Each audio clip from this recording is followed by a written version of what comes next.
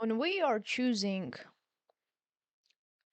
um, between the alternatives of things which we could spend our time on doing, we have a couple of considerations that are primary.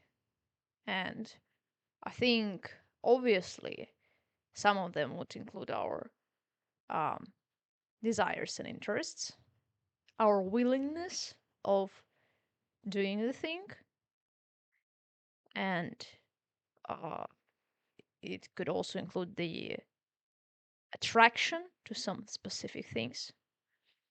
Um,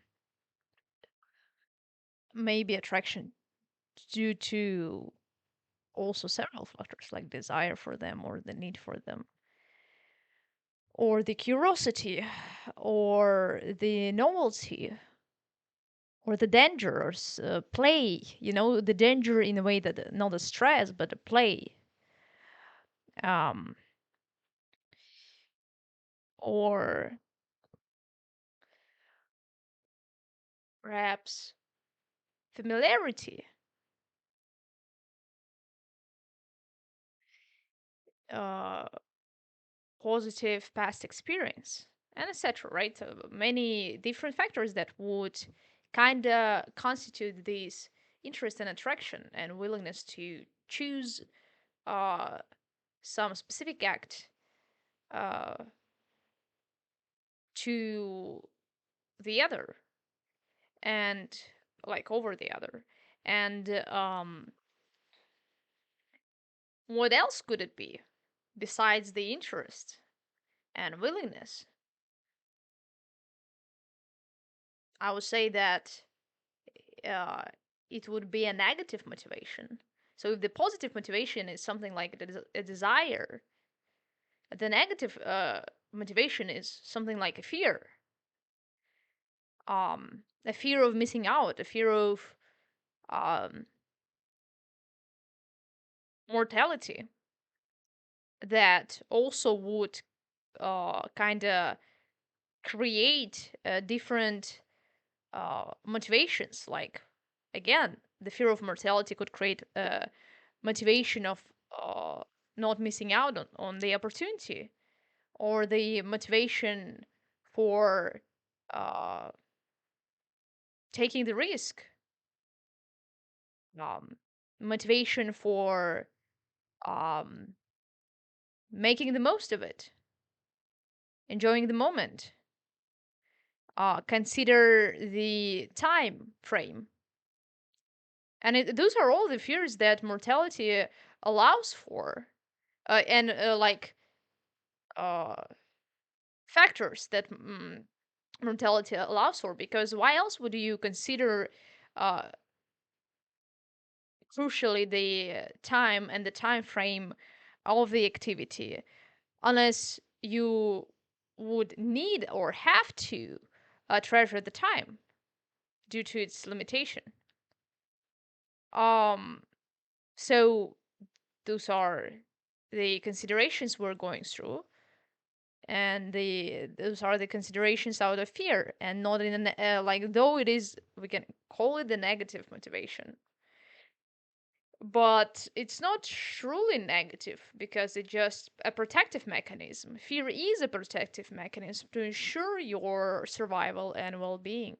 So in reality, it's more a kind of a positive um,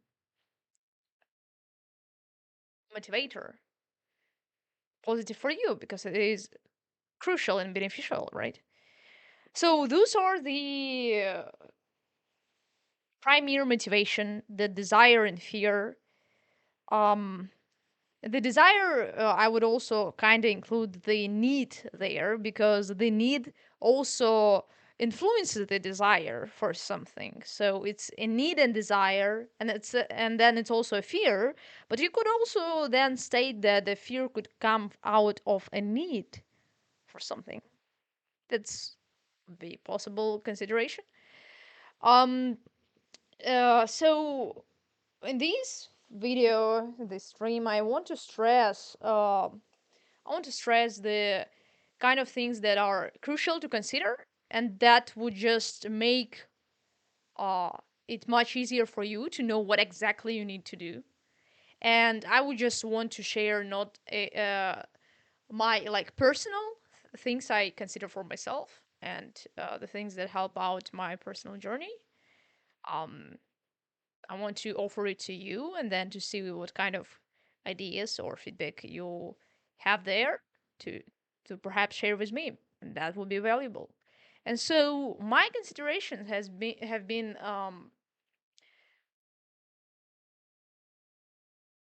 the things I am provided with. This my one of the primary considerations. Besides the desires, like attractions, or need, and the fear, um, I realized that I can't do everything, and this is crucially important because there are hundreds and thousands and billions of things to that I could possibly to attend to. Billions and trillions of things that I could possibly attend to, and as many, if not more, the things that I could do as well and undertake as my journey. And the question arises for me and for many people is, well, which one should I take? What should I do? And what should I attend to if they are the terrifying multiplicity of choices? It would could be especially um, relevant for our modern societies that has this opportunity for multiple choices, because not everyone is provided with them. And I want to highlight that we are provided with something, and though they like we constitute the reality, and the reality is kind of flexible under us, we can influence it, we have a relative sort of control over it, we can be a part of it, we can be a players in it, though it's also true we still are not born in the uh, equal um,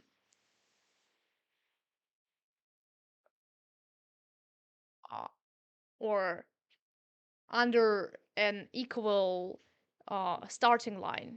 You know, we each of us has been born in some certain conditions, and this is true genetically, biologically, psychologically, um, and socially.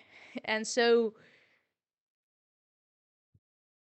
geographically, culturally, and I can continue, we have to understand that this difference allows us for a certain kind of um, conditions and certain kinds of advantages and disadvantages. It's a We have a sort of beginning baggage with us.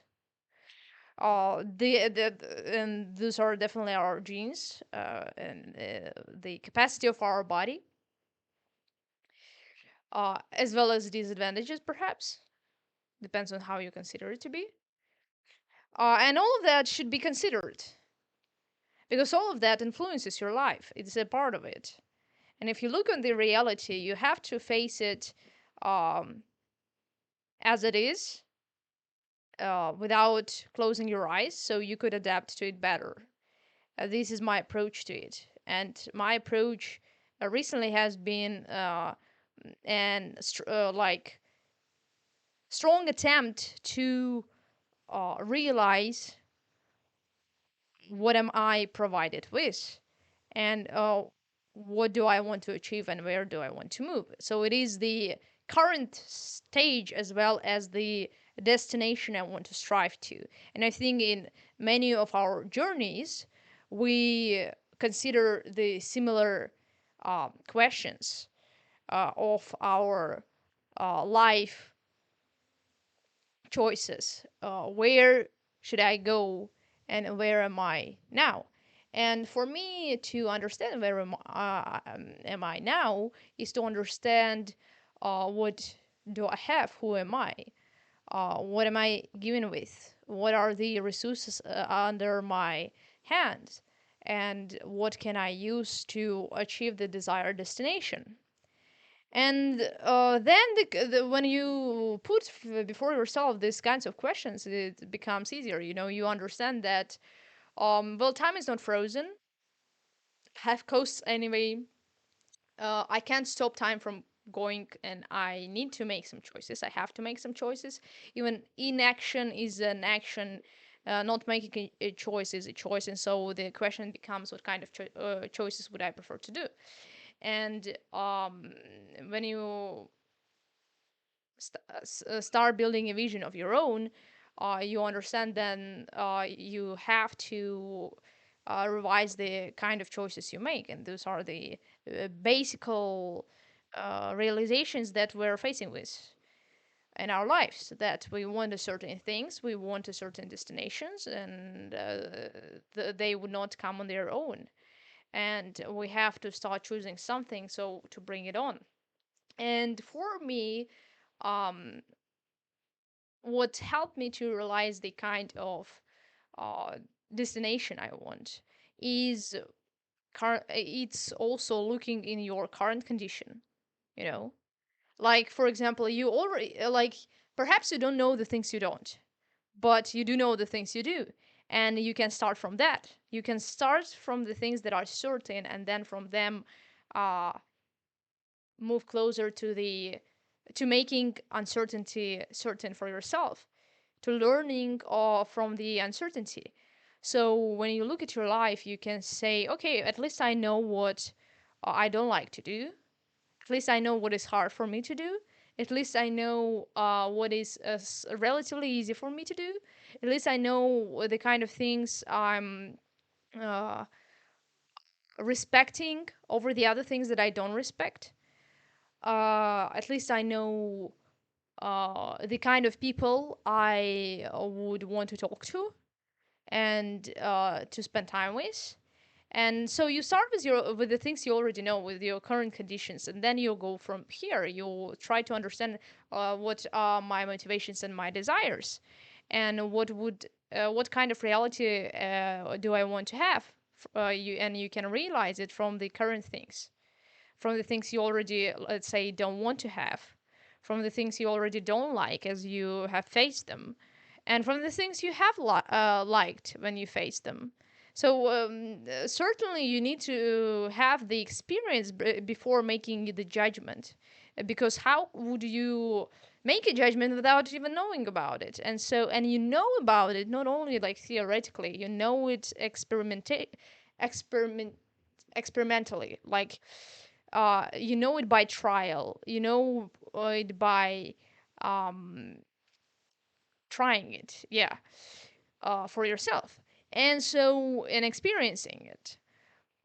And then perhaps you understand it in relation to yourself, and you can make a judgment about it, but again in relation to yourself. And this is very valuable because it provides you with a certain information that you can use and should use, because that's how you live and move in your life, right? And so you f- can look around in your current stage and space and time, and realize the things you enjoy and don't enjoy. And as you do that, you also realize not only your present and current stand, you realize your desired future vision or ideal or goal. Because you live also in relation to the future. This is a very important point that I want to make, is that we have built the separation between the tenses we use, the past, present, and future. But we don't realize that in reality, the separation is not that clear. It's not that obvious. In the reality, the separation is thin, because you actually have the present that is not only the present, you have the present that is already in relation to that which is not yet a future, uh, and not just reductively the present. It's a question if you can't be only in the present at all. I think you can't.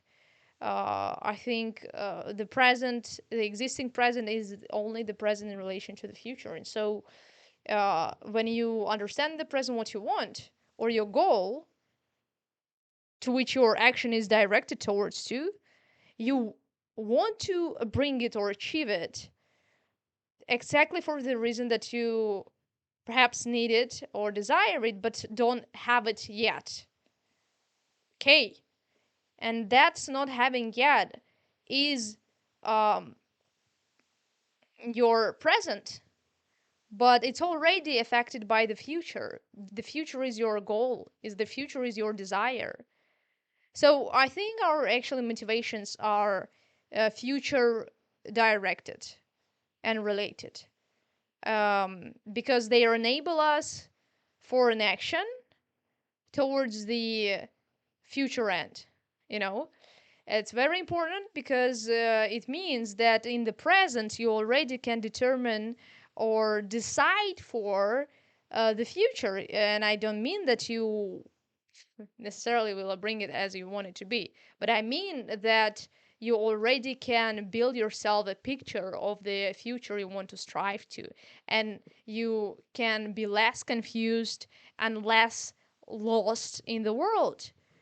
You know, well, many of young people, and not only young people, everyone asks the question, what should I do? Because many of us feel the competition in the market and in the world, and they realize that they should do something, but there are many options and choices, and many and more offerings, um, not least by all the other people. And it's so easy to get lost, or to be constantly switching between the offerings, and never being able to understand which one is better. And it's a great confusion to have, is to constantly think what kind of choice should you make now. Of course, it's our reality too, but the hard part about it is not being able to uh, know the difference uh, before you take it or experience it.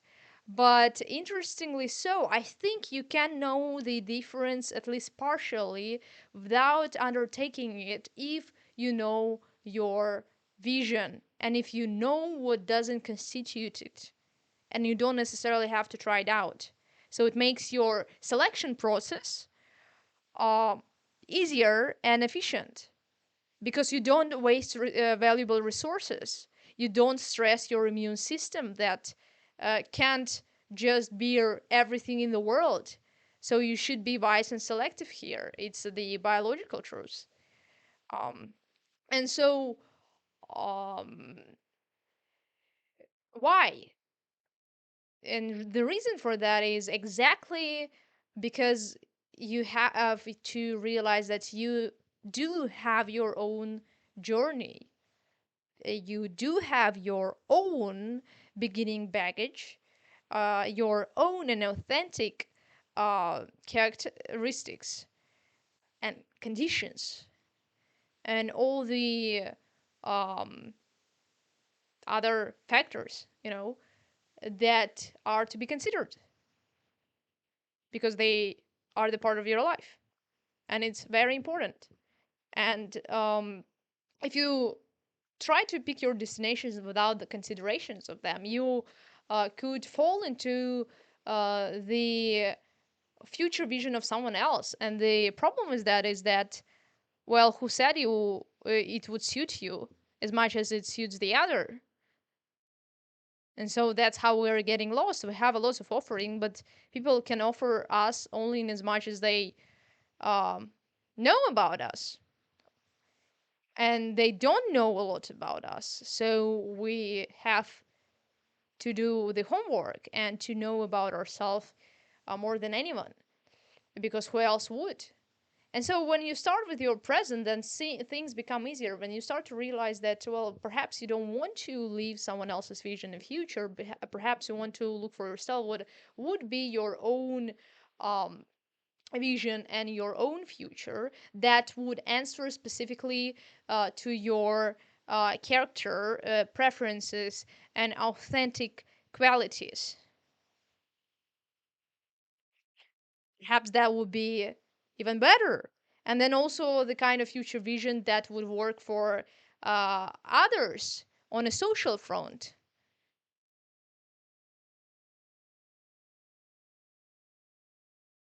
And then perhaps not only in a short span of time, but also in a longer span of time. And there are not as many things to choose that could suit these criterias.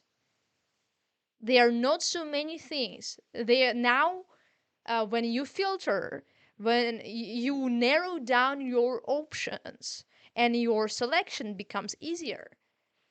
And now you realize that, well, what are you going to do with these um, resources you are provided with? Are you going to uh, you know, underlook it and close your eyes, or are you going to consider their presence and consider what does it mean for you, like your qualities, like your personal interests, like your personal experience, like your personal relationships and connections, and all these factors, they're amazing when they are considered because they provide you with your own personal journey, not someone else's, but it would be, but the journey of your own perception. And for me, I realized I want to live exactly that kind of journey. That would be my journey. That would be the journey of my perception. And um, what made it easier for me to find this journey is exactly the things that I am provided with, is exactly the current things that I'm born in and with, the things that I already do have, and the understanding that there are all sorts of alternatives and ways how I can use it.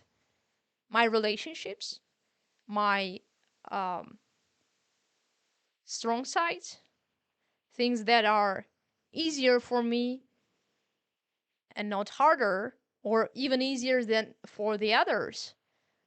My talents, my skills, some my attractions, and all that. Um, and I realized that, well, perhaps I have more chances for something and all the other things. But how else would I know it unless I would look closely into myself and my life and realize, well, I have all of this already. And the question is, how could I use it optimally? How could I find this uh, optimum efficient point, optimally efficient point, and um, to maximize it for myself? And everyone has this optimum efficient point. And we could find it if we would look closer at the things we have, at our authentic um, present that also directs us to the future. Because look, even saying it's easier, let's say you're standing near to the tree and there are the fruit. Now you have a better chance and option for grabbing the fruit than the person who stands far from that tree. So what should you do to grab that fruit or not, or turn away in a search for the other fruit? You obviously should go and grab it because you have more chances for doing that. Why shouldn't you act in the similar way in life? You should realize what kind of things would be not only possible and easier to achieve for you, but uh, would be needed and desired exactly for you and by you, with the consideration of your desire, your fears, your experience, and with the consideration of the uh, other people in a longer span of time. If we speak not in micro but in macro level of your life, right? So um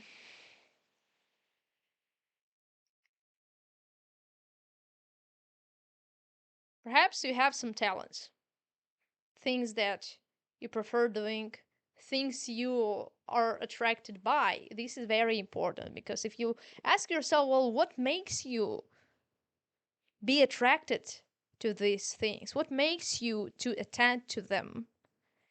What kind of importance and value do they hold for you? And why would you pursue them in the first place?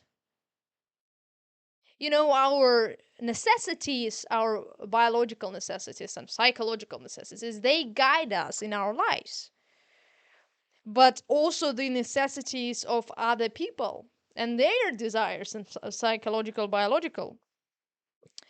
So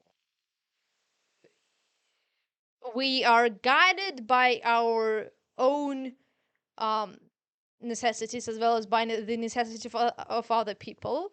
Uh, and we could optimally make choices that would benefit us as well as other people in a longer span of time, because longer span of time is shorter. If you say about the good that is actual good, the question is, how do you know that is that good? And the answer would be also because it lasts, because you won't lose it. How One of the criteria of good is its longevity.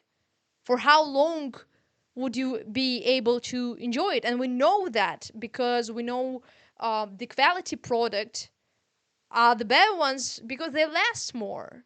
And those are the products that we want to buy rather than the um, short term working product, um, because we don't want to invest in something that would not uh, stay for long. We want to enjoy a good, we want to enjoy a benefit for a long span of time. And fair enough, this is how you could approach also the good that you choose for yourself and for your own life. The things you choose for yourself to attend to do, to follow. Um, Perhaps it would be the kind of things that you would be able and willing to attend to in a longer span of time, including the interests and desires and willingness of other people, to have you doing that, let's say, because you can't ignore all the other players that are affecting you as you live. And so there are not that many things for us to do. They are limited. They are um, choices that we can narrow down and see which ones would make the best um, and would bring us the best consequences. And considering all these underlying criteria, and then we would be less confused and lost in the multiplicity.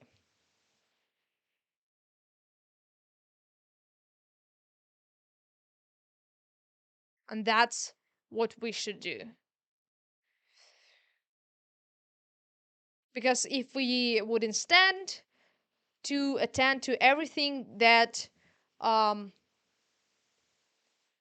is related to the others rather than to us, and is not authentic to us, and doesn't considers all the factors that surround us, then we would be confused with all these factors influencing our lives and being a role of it, playing a part of it, um, while they do. It would make us just inefficient in the kind of life that we live in. We would look for the things we want to bring without the consideration how we should use the present things that we do have.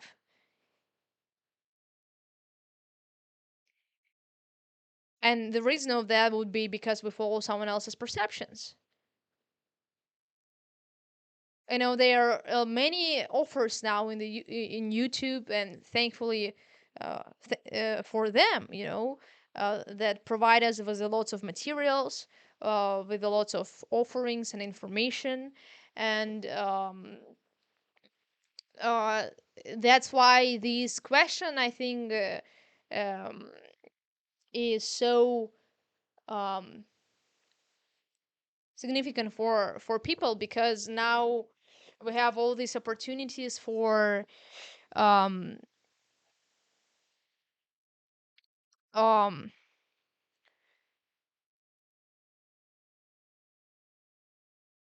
that could influence our choices, and we also kind of scared to miss out, and we can be truly confused because they are the factors that make it possible, all this complexity and multiplicity.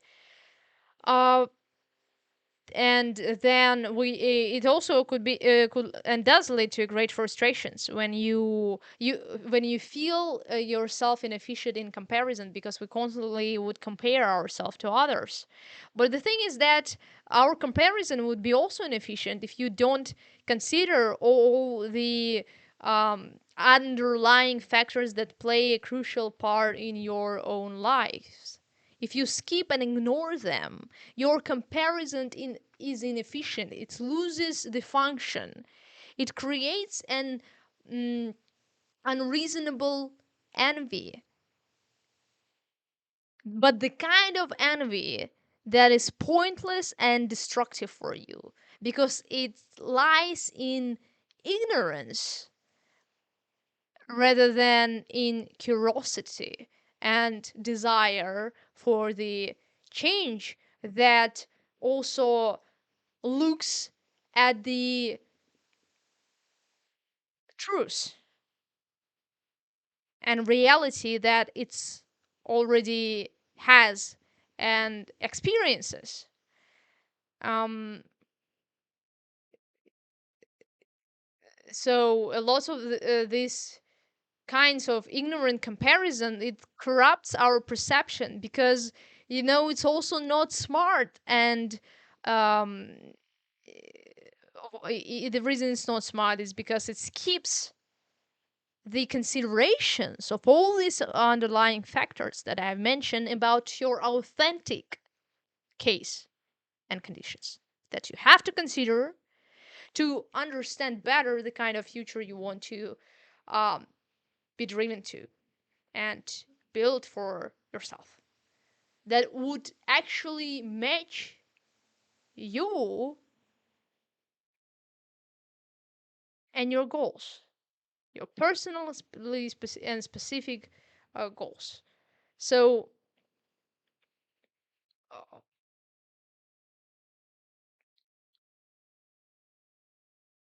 if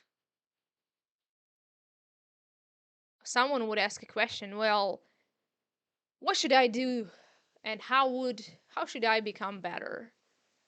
How should I change my life? Those are all the similar kinds of questions. What do I do to make my life better? What do I do to change my life to the best? What do I do to succeed? What do I do to not to be a failure? What do I do to something? And then I would say, well, look at what you have. Look at reality you live in. The reality you live in guides you to the future. And the reality of your necessities and desires, as well as your fears, guide you to that too. but you just need to realize more about it. You just need to become aware of the things you hold in your hands to use them in the most efficient way. Because how else would you become successful if not first making the most use out of what you already have? Because your reality is also limited. You don't have everything at once, too. There are certain things that surround you. There are certain people who surround you. There is certain kinds of opportunity that you can reach for, and the other that you can't. So make the most of what you hold, considering your authentic conditions and factors and characteristics and quality and desires and willingness. And the more you consider, the more precisely you crave your own path.